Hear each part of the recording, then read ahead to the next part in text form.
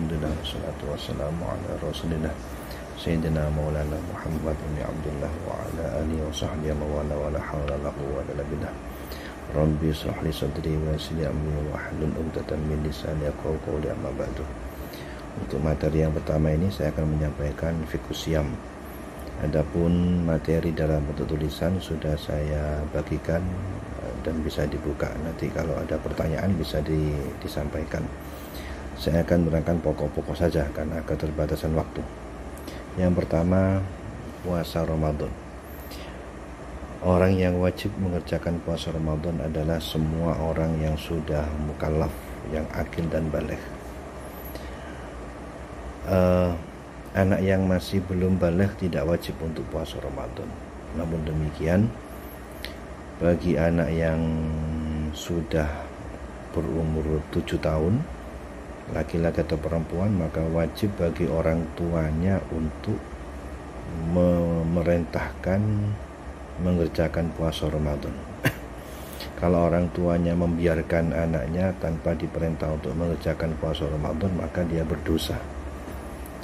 Kenapa? Karena Rasulullah menyatakan muru auladakum bis-salati li sab'in wadribu li 'ashrin. Perintahkanlah anakmu mengerjakan salat ketika umur 7 tahun dan pukullah ketika umur 10 tahun.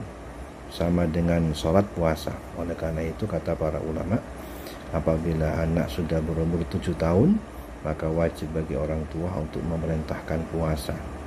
Dengan demikian orang tua harus sudah melatih anaknya berpuasa sebelum umur 7 tahun. Umur 5 tahun diajak puasa. Makanya ada puasa maghrib, puasa asar, itu saya melatih. Sehingga umur 7 tahun sudah bisa mengerjakan puasa secara penuh, puasa maghrib. Kalau orang tua membiarkan, maka berdosa orang tuanya. Bahkan ketika umur 10 tahun, maka orang tua wajib memerintahkan dengan memukul apabila dia tidak mau. Tentu dan pukulan yang mendidik. Nah, di sini apa kita pahami bahwa tidak benar kalau orang tua itu membiarkan anaknya karena kasihan, karena masih kecil tidak diajak berpuasa, itu salah, itu tidak benar. Nah, umur 10 tahun yang dimaksudkan di sini adalah 10 tahun Hijriah, bukan 10 tahun Masehi. Dengan demikian bagi orang tua itu harus mencatat usia anak dengan kalender Hijriah, bukan kalender Masehi.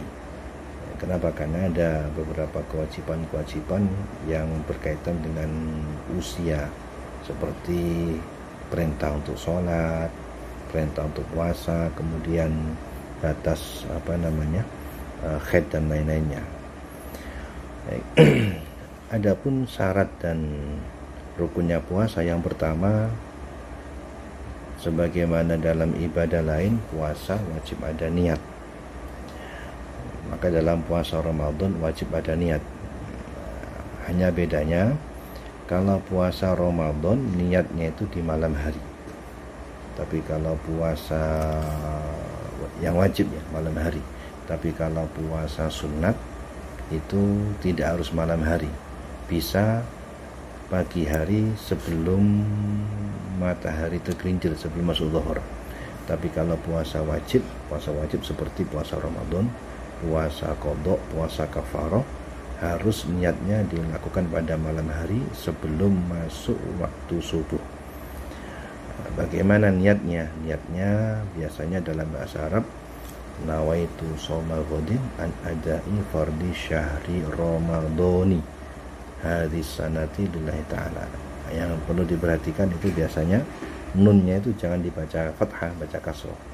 Nawaitu shoma ghadin an adai fardi syahri ramadhani, bukan ramadhana. Ramadhani hadis sana lillahi ta'ala. Kalau diartikan, saya niat puasa Ramadan pada tahun ini fardu karena Allah Ta'ala. Menurut mazhab Syafi'i, niat puasa itu harus dilakukan setiap malam sebelum subuh. Maka setiap malam harus ada niat selama 1 bulan penuh. Oleh karena itu, apabila ada malam yang lupa tidak niat, maka tidak sah puasanya dan wajib untuk imsak. Imsak itu wajib untuk tidak makan dan tidak minum, tapi dia wajib untuk qadha. Misalnya tadi malam lupa tidak niat, maka besok paginya tetap harus puasa seperti orang puasa, tapi tidak sah puasanya, sehingga besok diqadha. Oleh karena itu penting ini dipahami bahwa jangan sampai lupa, setiap malam harus ada niat untuk mengerjakan puasa Ramadan. Oleh karena itu ulama madzhab Syafi'i mengingat ini agak sulit, karena biasa orang itu kalau malam-malam pertama masih ingat, tapi kalau malam-malam yang sudah belakangan sering lupa. Maka kata para ulama, bagi penganut madzhab Syafi'i dianjurkan untuk mengikuti mazhab Imam Malik di dalam masalah niat puasa. Maksudnya, menurut Imam Malik, niat puasa Ramadan itu tidak harus setiap malam, cukup satu kali untuk sebulan. Jadi misalnya tanggal 1 Ramadan, dia mengucapkan niat, saya niat puasa selama 1 bulan Ramadan. Saya niat puasa selama 1 bulan Ramadan. Maka dia cukup niatnya di awal bulan tadi untuk sebulan penuh.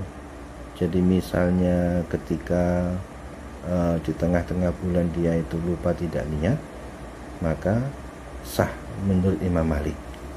Oleh karena itu ulama madzhab Syafi'i mengatakan dianjurkan bagi penganut madzhab Syafi'i untuk taklid kepada Imam Malik ini, agar supaya jika terjadi lupa di tengah-tengah bulan puasa bisa dianggap sah puasanya, meskipun dia lupa di dalam niatnya mengikuti pendapat Imam Malik. Namun ada syaratnya. Syaratnya kalau tidak terputus oleh sesuatu yang uzur. Kalau terputus maka diulang lagi. Contoh begini, perempuan itu biasanya kan setiap bulan ada haidnya. Misalnya pada malam pertama bulan Ramadan dia niat, saya niat puasa selama bulan Ramadan, selama sebulan penuh Ramadan. Maka niatnya ini 1 kali cukup sebulan. Umpama hari pertama, kedua, ketiga, hari keempat dia lupa tidak niat, maka tidak apa-apa, tetap sah. Hari kelima niat lagi, hari keenam lupa nggak niat, tidak apa sah. Hari ke-10 dia haid, datang haid selama 5 hari, 11, 12 sampai tanggal 15 suci. Nah, maka untuk memulai puasa lagi ini harus mulai niat lagi untuk sebulan penuh. Tanggal 15 misalnya suci, maka dia bisa niat lagi, saya niat puasa selama sebulan penuh. Umpama tanggal 20 dia lupa, tidak apa-apa. Tapi sebaliknya, umpama waktu dia suci tadi dia tidak niat lagi dari awal, tidak niat untuk sebulan penuh, tanggal 20 kok lupa, maka tidak sah. Kenapa? Karena diputus oleh haid yang selama 5 hari tadi itu. Jadi syaratnya niat tadi bisa berlaku sebulan penuh selama tidak diputus oleh keadaan tidak puasa yang disebabkan karena uzur seperti haid tadi. Jadi yang perlu diperhatikan. Oleh karena itu bagi perempuan jangan lupa ketika di tengah Ramadan mengalami haid, ya, untuk memulai lagi niatnya diperbarui lagi dengan niat sebulan penuh. Kenapa? Karena jaga-jaga agar supaya jika di tengah-tengahnya kemudian ada lupa bisa ikut madzhab Maliki. Jika tidak demikian maka tidak bisa ikut madzhab Maliki sehingga wajib untuk mengqadha. Baik. Yang kedua, syarat utama puasa itu adalah menahan dari sesuatu yang masuk ke dalam bagian tubuh, baik melalui mulut atau melalui hidung atau melalui kuping atau melalui lubang kemaluan atau melalui lubang anus. Misalnya pas mandi, pas kemasukan air dari kupingnya atau kemasukan air dari hidungnya, maka batal puasanya meskipun bukan dari mulutnya. Oleh karena itu,